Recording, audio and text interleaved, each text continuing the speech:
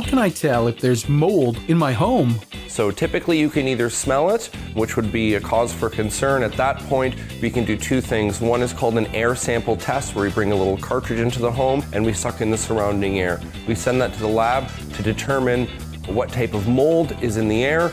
The second way is to do a tape lift sample, where we take a little sticky, we put it on the actual physical wall or surface, and we test that at the lab to determine what type of mold you have. Once that's been determined, we can put together a remediation program to fix this. What types of mold are bad? So all types of mold are bad, and they're basically classified into three different groups. The first group is allergenic, the second group is pathogenic, and the third group is toxigenic, which is the most severe case.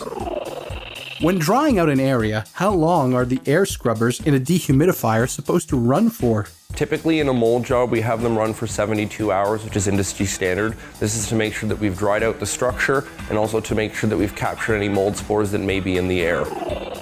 How fast does mold grow after water damage? So mold can typically grow between 12 to 48 hours depending on the conditions within the house.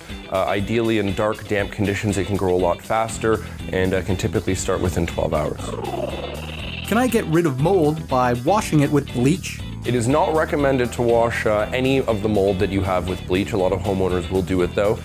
We use a special antimicrobial that kills mold on contact. It's also a plant-based product, so there's no harsh chemicals, and it's safe for pets, children, and the elderly. That's why bleach is not recommended, because you can have health issues or things if you use that to clean the mold. When's the best time to have leak protection done for my house? Immediately. The best time to come in to determine is right when that happens. If you notice any sort of water in your house, call an expert immediately so we can come and determine where that leak is coming from. Once we've determined where the leak is coming from, we can have that fixed to make sure that we don't get any further damage to your home. Thanks for watching The Mark and Mandy Show. Like our video by clicking below and subscribe to our YouTube channel.